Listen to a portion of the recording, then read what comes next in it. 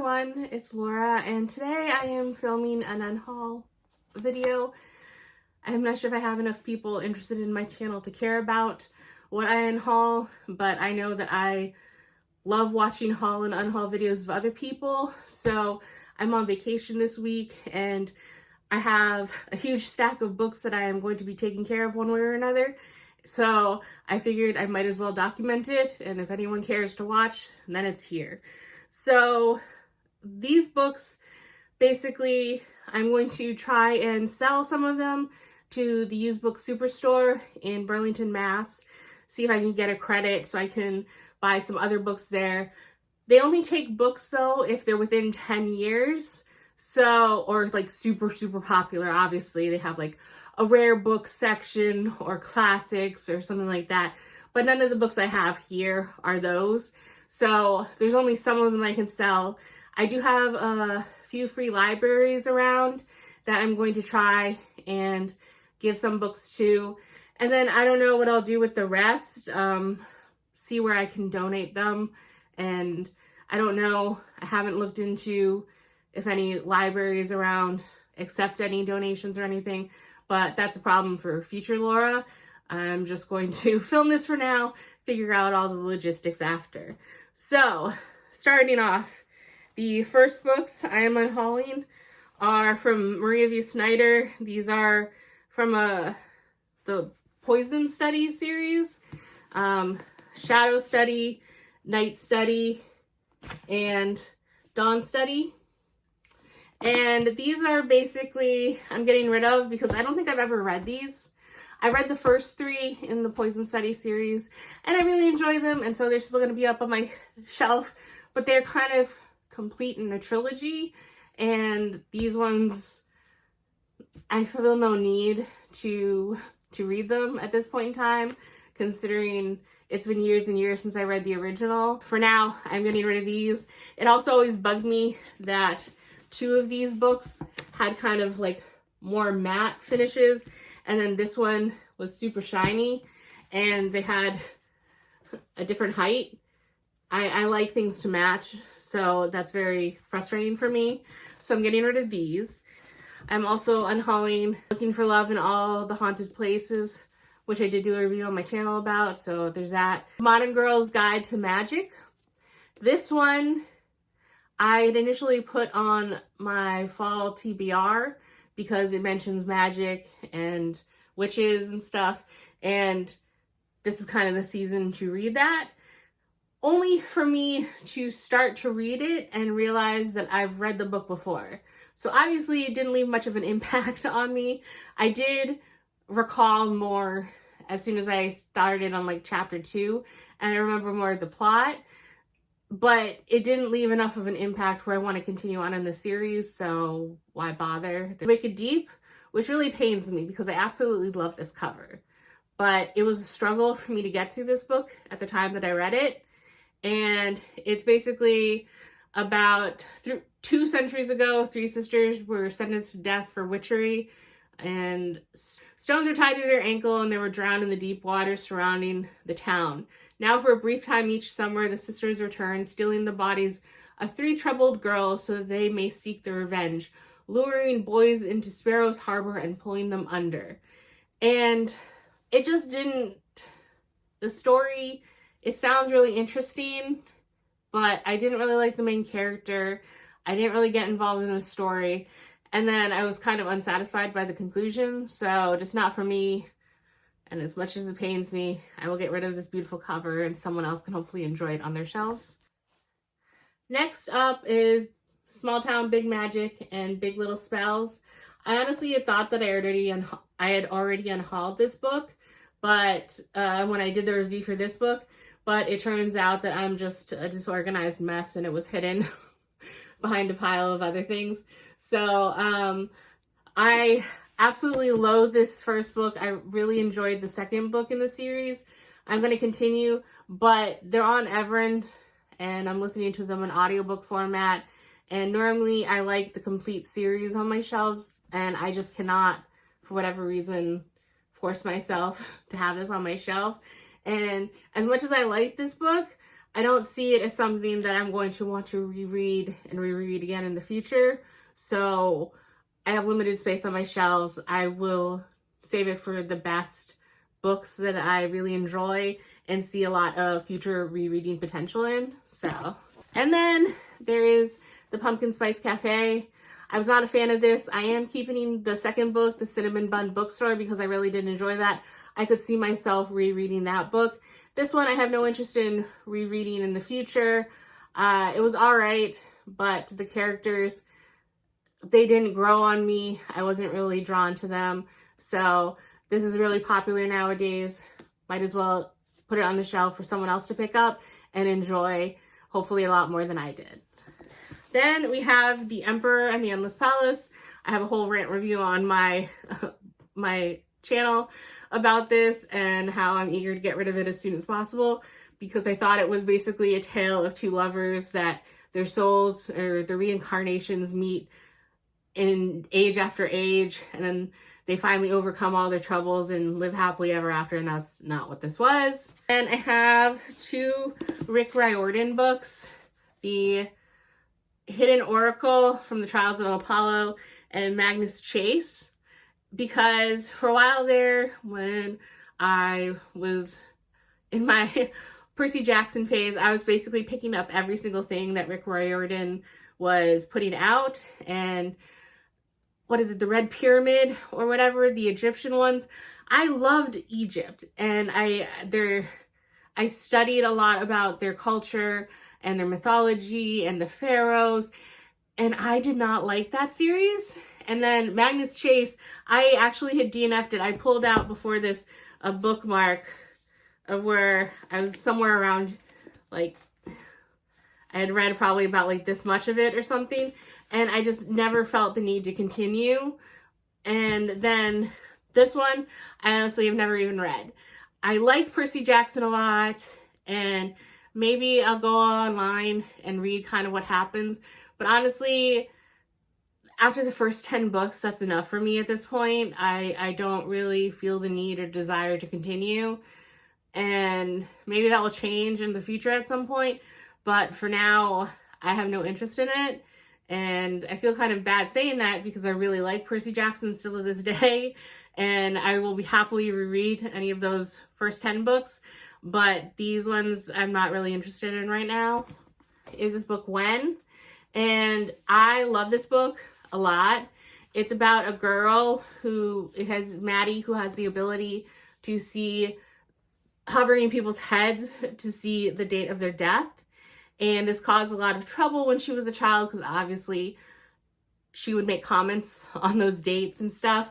And when she actually lost her father, it kind of sent her mom into a horrible spiral. And her mom tried to capitalize on her ability by kind of having like a fortune teller shop where she took advantage of Maddie. And when her best friend and her are sitting in the stands at like their high school football game or something, one of the, I think it's a rival team's cheerleaders, has a date that's super near, and she makes a comment. Her friend is basically the only one other than her mom that knows about her gift and accepts her gift. And the boy, since he's so nice, her best friend, I think his nickname is Stubby in here, I know, but he tries to warn the cheerleader, and unfortunately she does not take the news well, and next thing you know, she turns up dead. So he's kind of taken into for questioning and held by the police, and so she has to kind of try and prove that her ability is real to help save her friends and to figure out what happened to this cheerleader.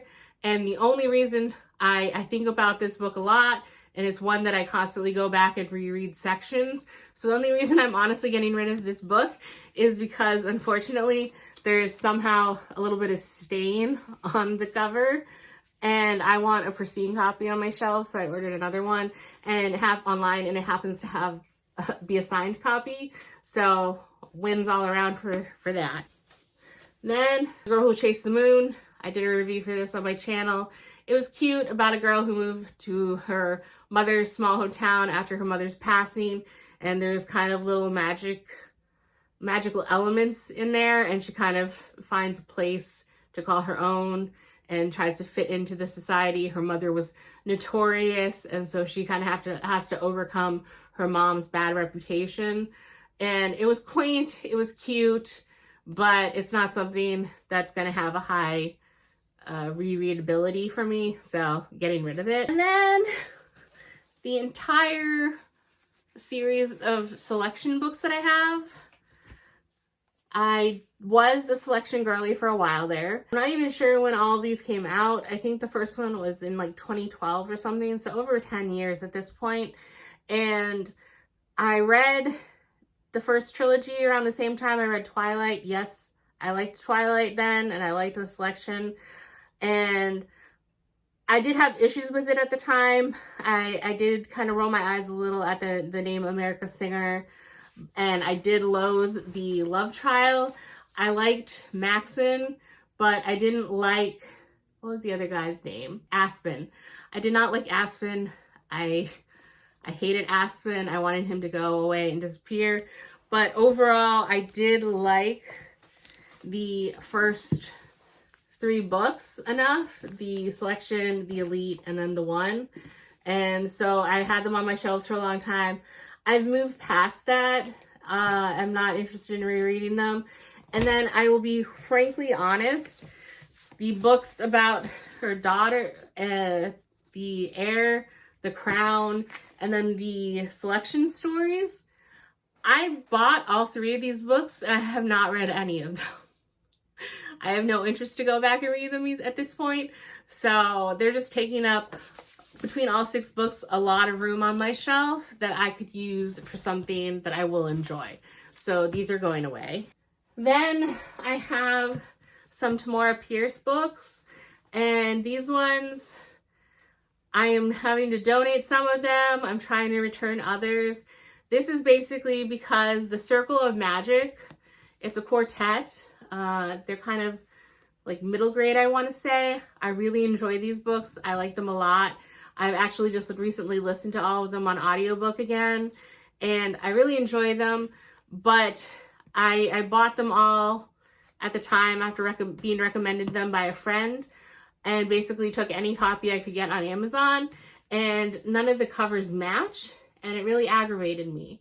And so I've been trying to find books that are unfortunately out of print in matching covers, and that has been really difficult because I tried thrift books and I made sure to select the copies of books with the same matching covers to fit in, because there are 2 quartets of books, the Circle of Magic and then the Circle Opens, and in each of them I have 2 books that match. And so I was trying to get the other 2 books in matching covers, and I bought them in thrift books, and they didn't show up with the covers as pictured. They showed up as like books that are duplicates of what I already own. And unfortunately with thrift books, they were so cheap that they're not accepting the returns under that amount. They're not eligible. So then I was like, all right, I can't trust thrift books. I went to eBay, very careful to select that, and I ran into the same exact issue. It will be pictured as one thing, and then it came and it was a different cover. So unfortunately, I think I might have, out of all the books I purchased, I bought 8 additional books, and I think I swapped out maybe 2, and all of the rest I'm either in the process of returning, or like I said with the thrift books situation, they're just not going to be eligible for return, and so I'm going to take them. Like one of them was in very good condition, but look, it came and it's kind of torn up, so I'm not going to keep this copy, because why would I keep a ripped book when I have a perfectly fine copy that has the same exact cover? So that's a little frustration that I have, that I did not expect that I'd have to go through, or that it would happen as frequently when I would go through all the trouble of choosing what cover I want, and then that's not the cover that shows up. So I honestly, other than just checking thrift stores or used bookstores or anything in the future and keeping an eye out, I honestly, unless anyone has any recommendations about a more reliable online source, I'm not going to trust anything unless I physically see it in front of my face, and it's going to just be a thorn in my side that I have copies of the books that don't match in the meantime, but I'm not going to waste more money on that pursuit. books that I'm getting rid of in this haul are some of my Wheel of Time books. These are the books that I first started reading the series in, and these are the mass market paperback editions. And ideally, I love this series. I have not completely finished the series. I forget at this point which one it is. I read the first one that Brandon Sanderson co-wrote, and then I didn't read after that. So what is that, book 11? I have to go back and actually finish the series at this point, but I do really enjoy the series. I know it has faults and flaws, just like everyone on BookTube is happy to tell you about, but I still overall really like the series, and I want them to be prettier on my bookshelves. And ideally, I would like hardback copies of these covers, because these covers are very nostalgic for me since I read the books with these. But it seems like it's not available, because after a certain book online, I can't find the hardback covers with these. And there's a lot of sets on eBay are mix and match, or if I get special editions, they're upwards of hundreds of dollars. And I just don't have the money for that at this point. So the best I can do right now is I am replacing these with a set from the Broken Binding. I'm buying a few books here and there, so I will be unhauling my mass market paperback editions as the ones from the Broken Binding come in. And those ones are cheap. I think they're pretty much all between like around 8 to 12 pounds. I mean, there is shipping because it's from the UK, but it's still much more reasonable, and I like the covers a lot more than I like a lot of the other paperback editions, because I see a lot of the ones in the stores and it's just like the entire cover is one color and then there's like a little picture, and I'm not a huge fan of that. So I'm getting rid of these. So these are the example of the Broken Binding ones that I'm replacing those with, that I think are pretty. They're just kind of like nice scenic views, but I like them. I think they look very nice and uniform and pretty on my shelves. The only downside is that some of them have this now an original series on Prime Video that is the bane of my existence. That's the non-sticker sticker that I can't remove. So about half the books that have been coming have that, unfortunately. So that's kind of, I really wish book companies would stop doing that, because it's really aggravating.